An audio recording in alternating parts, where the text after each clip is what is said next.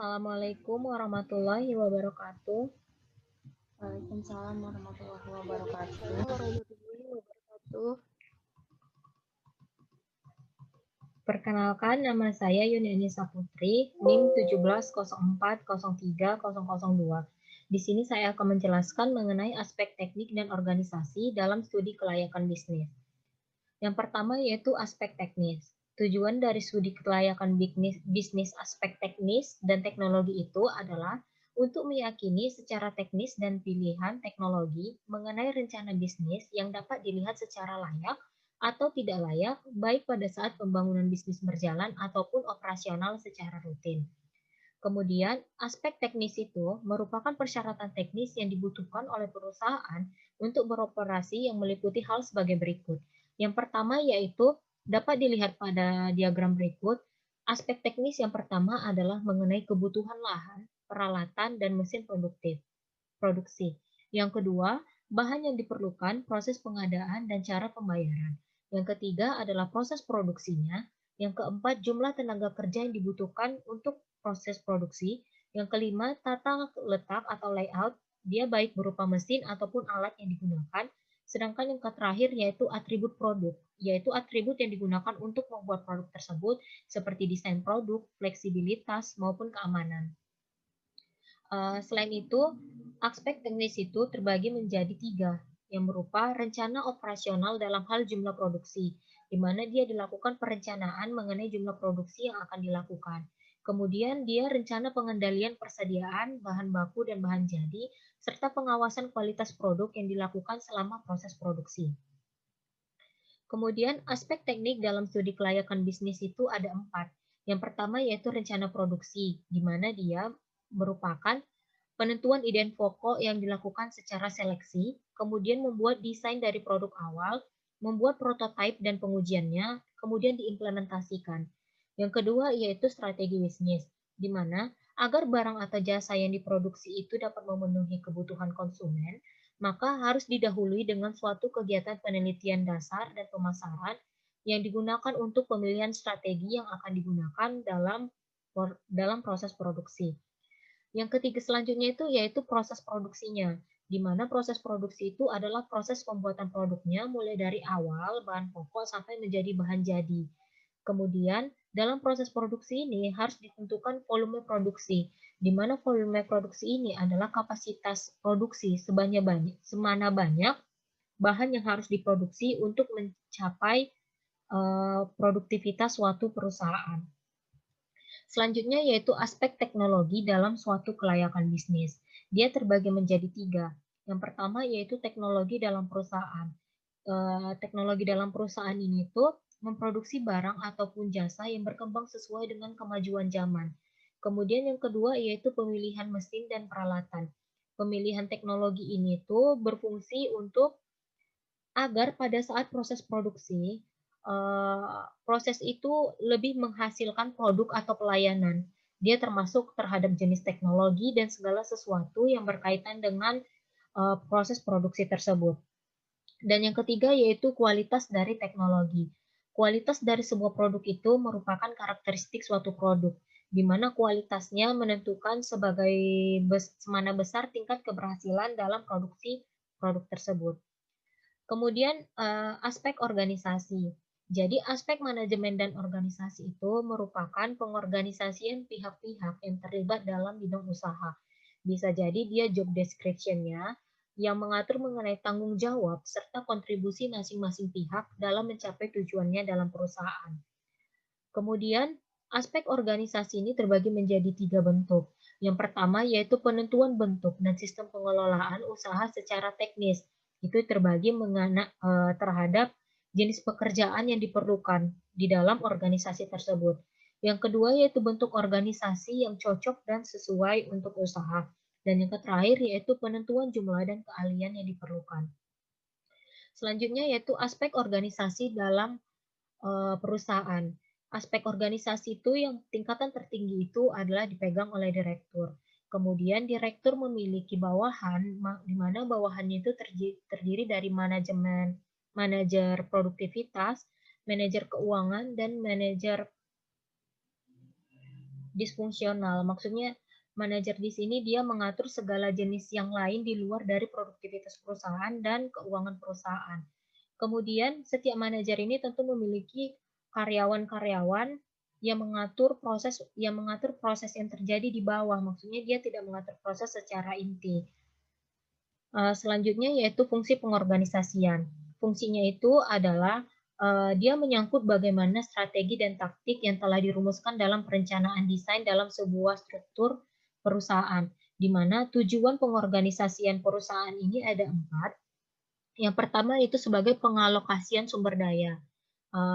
Dia itu berfungsi untuk merumuskan dan menerapkan tugas dan prosedur yang diperlukan oleh perusahaan. Yang kedua yaitu pembentukan struktur organisasi yang tepat. Yang ketiga kegiatan perekrutan atau penyeleksian, pelatihan, dan pengembangan. Dan yang kelima itu kegiatan penempatan pada posisi yang tepat. Cukup sekian dari presentasi saya. Apabila ada pertanyaan, saya berikan waktu untuk bertanya.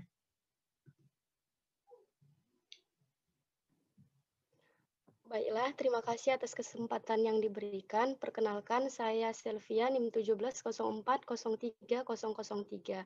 Jadi saya ingin bertanya, tadi pada aspek organisasi kan itu ada dibagi menjadi wewenang lini, wewenang organisasi, wewenang fungsional, dan wewenang staf. Jadi saya ingin bertanya apa maksud dari masing-masing wewenang tersebut. Terima kasih. Baik, saya akan menjawab pertanyaan dari Sylvia. Dalam diagram ini kan memang kita lihat di sini ada yang garis tebal itu dia termasuk terhadap wewenang lini. Jadi wewenang lini itu adalah wewenang di mana atasan dia langsung melakukan perintah terhadap bawahannya. Jadi di sini direktur ini kan memegang inti dari perusahaan. Jadi direktur ini yang melakukan wewenang langsung terhadap setiap bagian-bagian dari perusahaan. Namun ada terkecualian terhadap staf. Karena wewenang staf ini adalah dia hak yang dipunyai satuan staf ini terhadap spesialis. Dia haknya hanya untuk menyarankan. Jadi karena dia haknya untuk menyarankan, maka saran ini tidak boleh langsung disampaikan terhadap setiap manajer, melainkan saran ini harus melalui dari persetujuan direktur terlebih dahulu, baru bisa sampai terhadap manajer keuangan maupun sampai terhadap karyawan. Kemudian yang ketiga itu wewenang fungsional. Jadi wewenang fungsional ini adalah maksudnya adalah dia saling memiliki hubungan yang terkuat. Jadi setiap karyawan memiliki hubungan antara satu karyawan dengan karyawan lainnya ataupun dengan manajer produktivitas. Namun karyawan tidak memiliki hubungan langsung terhadap direktur atau staf karena pokok pembahasannya yang berbeda. Sekian. Apakah saudara cukup puas dengan jawaban yang saya berikan? Terima kasih atas jawabannya dan saya sudah puas. Selanjutnya, apakah ada yang ingin bertanya? Baiklah, terima kasih atas kesempatan yang diberikan. Di sini saya ingin bertanya kepada Saudari Yuni, bagaimana cara kita melakukan pengukuran kinerja pada suatu organisasi? Terima kasih. Terima kasih kepada Intan yang telah memberi pertanyaan. Jadi, pengukuran kinerja dalam organisasi itu dia menggunakan perpaduan antara efektif dan efisien. Sebelumnya, saya akan menjelaskan efisien itu adalah kemampuan dalam meminimalkan penggunaan sumber daya untuk mencapai sasaran organisasi. Sedangkan efektivitas itu adalah kemampuan dalam mencapai sasarannya. Sehingga efisien dan efektif ini harus saling bekerja sama. Apabila dalam organisasi itu hanya menyelenggarakan salah satu, maka organisasi tersebut bisa disebut sebagai organisasi yang gagal. Jadi untuk pengukuran kinerjanya itu dapat diukur melalui efisiensi dan efektivitasnya. Terima kasih. Apakah saudara dapat menerima jawaban dari saya? Terima kasih atas jawabannya. Saya puas dengan jawaban yang telah saudara berikan. Baiklah, cukup sekian presentasi dari saya. Kurang dan yang kalian saya mohon maaf. Assalamualaikum warahmatullahi wabarakatuh. Waalaikumsalam warahmatullahi wabarakatuh.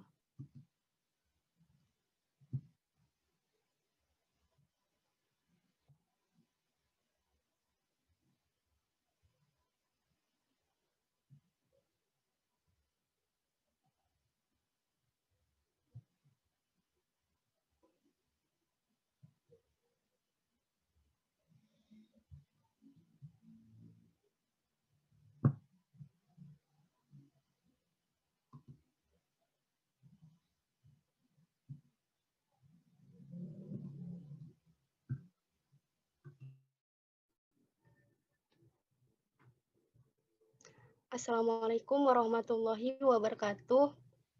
Waalaikumsalam warahmatullahi wabarakatuh. Waalaikumsalam warahmatullahi wabarakatuh. Perkenalkan, nama saya Selvia, NIM 1704030003.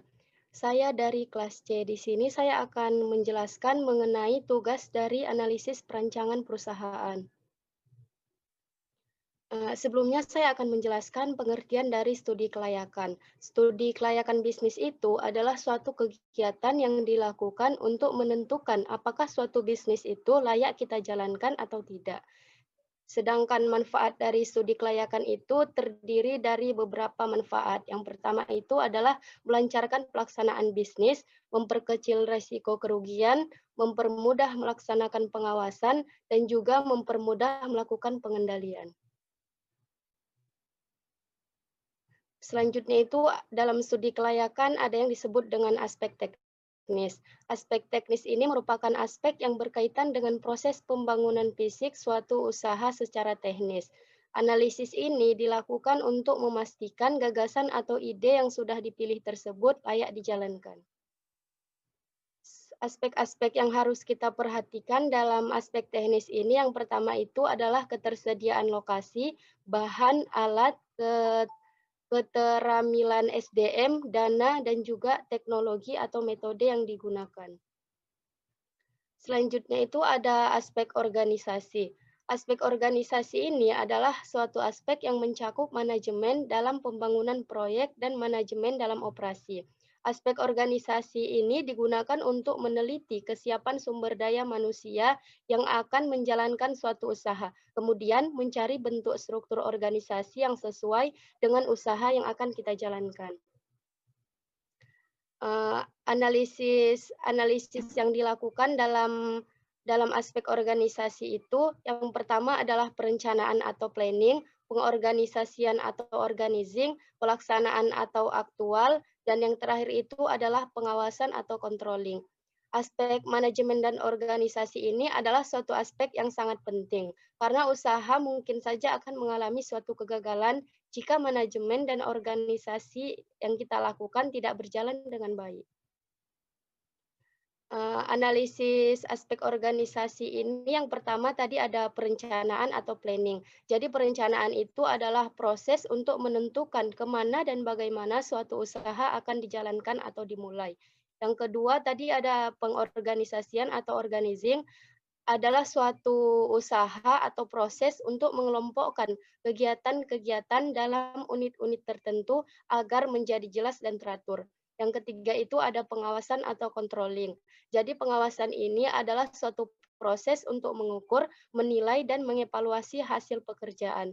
Dan yang terakhir itu adalah pelaksanaan atau actuating. Pelaksanaan itu adalah suatu proses di mana semua hal yang terencana telah dimulai oleh seluruh unit. Sekian hasil presentasi saya. Apakah ada yang ingin ditanyakan? Saya ingin bertanya terhadap Selvia mengenai tadi itu aspek teknis dan aspek produksi. Jadi pertanyaan saya itu, mengapa aspek teknis dan aspek produksi itu selalu dikaitkan antara satu sama lain? Terima kasih. Baiklah, terima kasih atas pertanyaan yang telah diberikan oleh Saudari Yuni. Jadi, mengapa aspek teknis dan aspek produksi itu selalu dikaitkan? Aspek teknis itu kan merupakan aspek yang berkaitan dengan proses pembangunan fisik usaha secara teknis. Sedangkan pengoperasiannya itu dilakukan setelah bangunan fisik tersebut selesai. Jadi, pembahasan dalam aspek teknis itu meliputi penentuan lokasi proyek, perolehan bahan baku, produksi, serta pemilihan mesin dan jenis teknologi yang digunakan. Dan itu semua dilakukan untuk menunjang proses produksi yang dilakukan. Bagaimana Saudara Yuni? Apakah puas dengan jawaban saya? Terima kasih atas jawabannya, saya sangat puas. Selanjutnya, apakah ada yang ditanyakan oleh rekan-rekan? Baiklah, saya di sini ingin bertanya kepada Saudari Selvia, mengapa aspek organisasi itu dilakukan untuk meneliti kesiapan sumber daya manusia. Coba Anda jelaskan. Terima kasih. Baiklah, terima kasih atas pertanyaan yang diberikan oleh Saudara Intan. Jadi, mengapa aspek organisasi itu dilakukan untuk meneliti kesiapan SDM adalah perlunya sumber daya manusia itu kan perlunya sumber daya manusia dikelola dengan baik karena manusia itu selalu berperan aktif dan dominan dalam setiap kegiatan organisasi. Manusia itu adalah sebagai perencana, pelaku sekaligus penentu terwujudnya suatu kegiatan organisasi. Bagaimana Saudara Intan? Apakah mengerti? Terima kasih atas jawabannya. Saya mengerti dengan apa yang disampaikan. Terima kasih.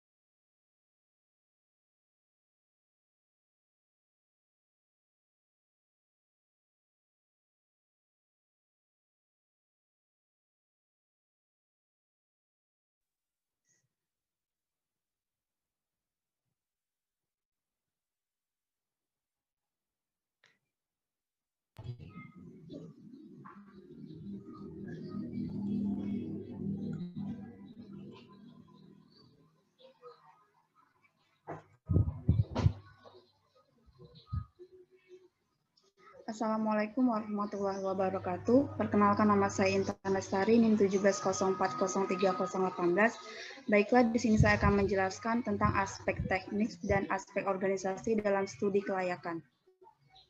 Di mana studi kelayakan merupakan suatu kegiatan yang mempelajari secara mendalam tentang suatu usaha atau bisnis yang akan dijalankan dalam rangka menentukan layak atau tidak bisnis tersebut dijalankan. Yang pertama yaitu aspek teknis, di mana aspek teknis ini merupakan penilaian kesiapan suatu usaha dalam menjalankan kegiatannya dengan menilai ketepatan lokasi, luas produksi, layout, serta kesiapan mesin dan teknologi yang digunakan. Tujuannya adalah untuk memastikan apakah secara teknis dan teknologi bisnis tersebut dapat dilaksanakan secara layak atau tidak layak. Di sini terdapat beberapa aspek teknis yang sering menjadi pertimbangan dalam sebuah perusahaan. Yang pertama yaitu rencana produksi. Setelah beberapa alternatif pilihan ide produk sudah disaring, maka selanjutnya akan dikaji mengenai produk atau beberapa produk yang akan menjadi prioritas untuk diproduksi. Untuk menetapkan produk tersebut akan dilakukan melalui tahapan pekerjaan. Yang pertama, menentukan ide produk dan seleksi. Yang kedua, membuat desain produk awal. Yang ketiga, membuat prototipe dan pengujian. Dan yang kelima dan yang keempat yaitu melakukan implementasi. Selanjutnya yaitu strategi bisnis. Agar barang atau jasa yang diproduksi akan memenuhi kebutuhan para konsumen, biasanya didahului dengan suatu kegiatan penelitian pasar dan pemasaran yang sering digunakan yaitu pemilihan strategi. Dari masukan penelitian pasar dan pemasaran tersebut, berikutnya akan ditetapkan berbagai macam produk yang menjadi alternatif untuk dibuat. Selanjutnya akan dikaji kaitannya dengan aspek-aspek yang lain seperti aspek keuangan. Yang ketiga yaitu proses produksi, dimulai dari membuat produk sampai pada kemasan yang siap didistribusikan.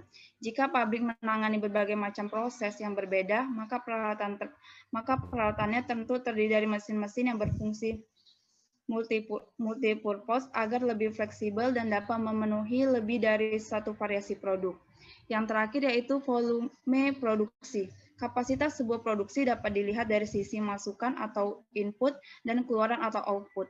Rencana kapasitas produksi dalam rangka studi kelayakan menjadi aspek teknis dan tergantung pada beberapa pilihan sistem yang digunakan. Selanjutnya itu aspek manajemen dan aspek organisasi, di mana aspek manajemen dan organisasi merupakan aspek yang cukup penting dianalisis untuk kelayakan suatu usaha, baik menyangkut masalah SDM maupun menyangkut rencana perusahaan secara keseluruhan. Di sini terdapat beberapa informasi yang dapat disusun.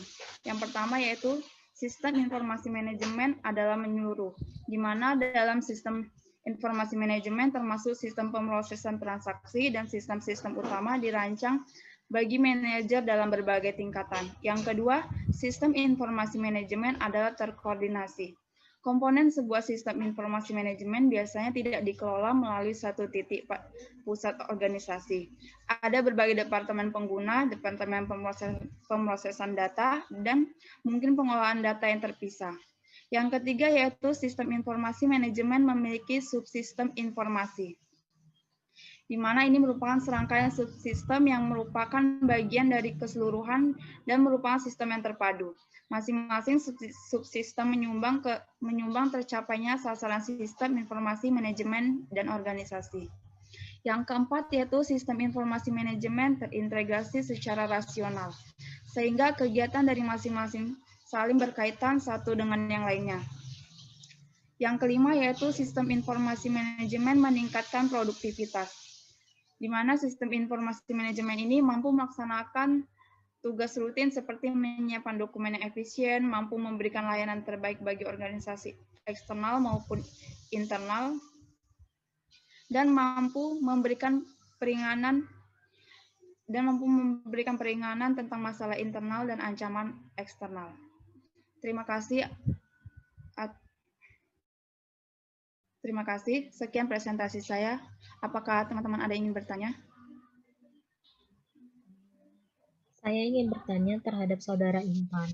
Jadi, coba Saudara jelaskan, apa hanya owner saja yang berkepentingan dalam suatu studi kelayakan? Kemudian, atau ada banyak pihak yang berkepentingan di dalam studi kelayakan tersebut? Terima kasih. Baiklah, terima kasih atas pertanyaan dari Saudari Yuni.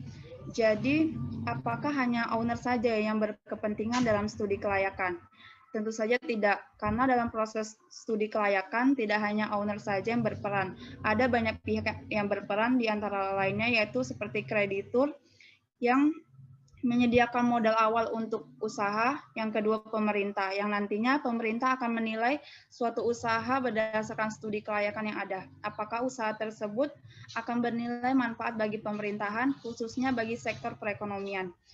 Yang ketiga yaitu masyarakat, di mana dengan melakukan studi kelayakan, masyarakat akan memperhitungkan seberapa banyak peran masyarakat yang bisa turut ambil dalam bagian proyek tersebut. Yang keempat yaitu manajemen, di mana pihak manajemen akan menjadi pusat perhatian dalam sukses atau tidaknya suatu usaha yang akan dilakukan. Oleh sebab itu, dengan dilakukannya studi kelayakan diharapkan mampu mengukur kinerja manajemen dan menciptakan prestasi kerja pihak manajemen itu sendiri. Apakah Saudari Yuni dapat menerima jawaban yang saya sampaikan? Terima kasih, saya sangat puas. Baiklah, terima kasih. Apakah ada yang ingin bertanya lagi? Baiklah, di sini saya ingin bertanya. Coba jelaskan apa alasan mengapa aspek teknis itu perlu diteliti dan dianggap perlu dilakukan. Coba berikan contoh konkretnya. Terima kasih. Terima kasih atas pertanyaannya, Saudari Selvia. Seperti yang sudah dijelaskan pada slide, di mana aspek teknis merupakan penilaian kesiapan suatu usaha layak atau tidak layaknya untuk dijalankan. Jadi aspek teknik itu perlu diteliti karena sangat penting menyangkut hal-hal yang berkaitan dengan teknis atau operasi. Sehingga bila tidak dianalisis akan berakibat fatal bagi perusahaan di kemudian harinya. Contohnya itu menentukan lokasi yang tepat, menentukan layout yang sesuai, menentukan metode persediaan, dan menentukan kualitas SDM yang akan digunakan. Apakah jawaban saya dapat diterima, Saudari Selvia? Terima kasih atas jawaban yang diberikan oleh Saudari Intan dan saya sudah mengerti. Terima kasih. Sekian dari presentasi saya. Wassalamualaikum warahmatullahi wabarakatuh. Waalaikumsalam warahmatullahi wabarakatuh.